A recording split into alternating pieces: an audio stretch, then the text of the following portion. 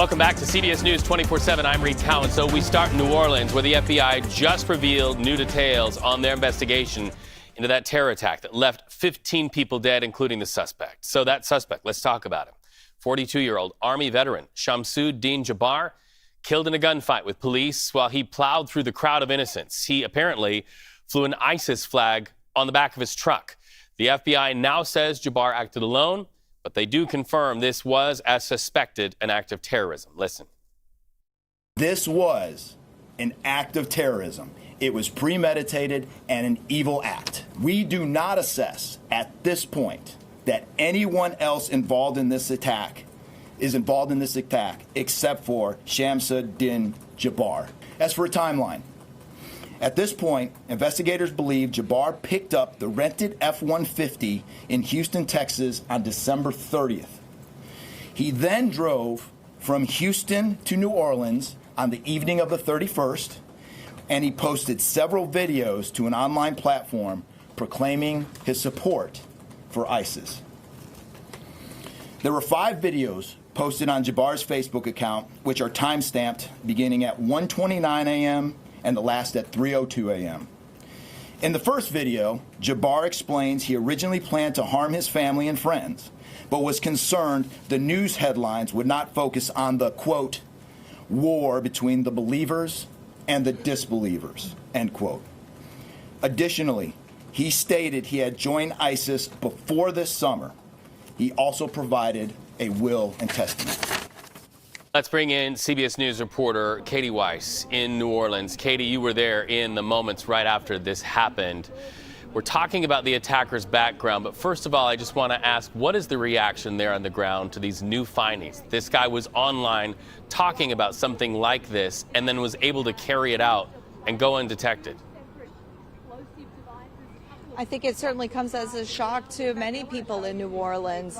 It was certainly something that we weren't expecting at the time when it happened, and to see such terror in that moment was hard to watch. But now to know this new layer of intent to inflict such pain, and it is a little scary and unsettling for sure. But because of that, we know now the city mayor's office is about to hold a prayer session as they're about to reopen Bourbon Street. I'm going to step out of the way to show you what it's looking like.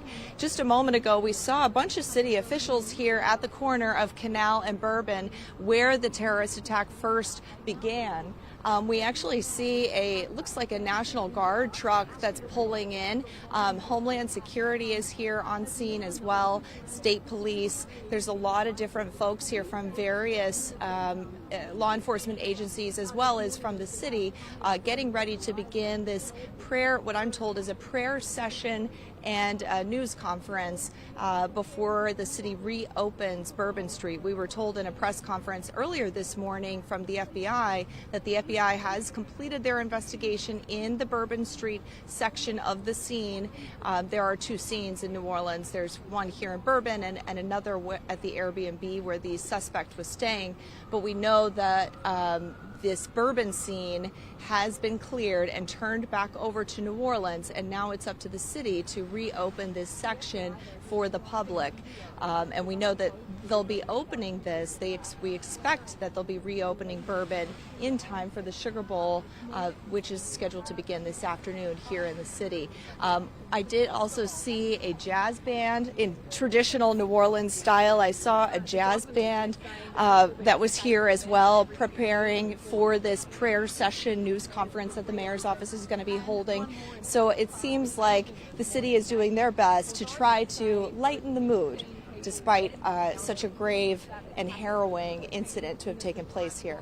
Right, and now so many questions, not the least of which, how was he able to drive around a police blockade? You know, I lived in Las Vegas around the time of the 1 October horrible attack that happened there, and at the time there was always talk about, should we put bollards up along Las Vegas Boulevard to keep people from driving up? They, in fact, put those bollards in. So how was this guy able, in the absence of bollards where he was able to enter, how was he able to go around police cars to speed into that crowd of pedestrians? They said that this suspect really had an intent, and in the words of the police superintendent, was hell-bent on making his way into the French Quarter from Canal Street here. They said that he went around and drove onto the sidewalk and drove down the sidewalk and then back into the street once he got into Bourbon and into the French Quarter, where we know now he was able to wreak such havoc. It wasn't until he ran into another bollard or potential barrier in a different section of Bourbon that he finally crashed and was not able to, complete, I think, as far as he had maybe hoped to go. Who knows? But we do know that because he crashed, he engaged in gunfire with police officers. We know that the 2 police officers that he shot, thankfully, though, are in stable condition today, and we're told that one of them may have already been released from the hospital. Police are working to confirm that with me, but hopefully, if he hasn't been released from the hospital yet, could be released very soon. Lee? Our thoughts with so many people who saw so much there in New Orleans, and many of them are planning funerals. Bless them all. Katie, thank you so much.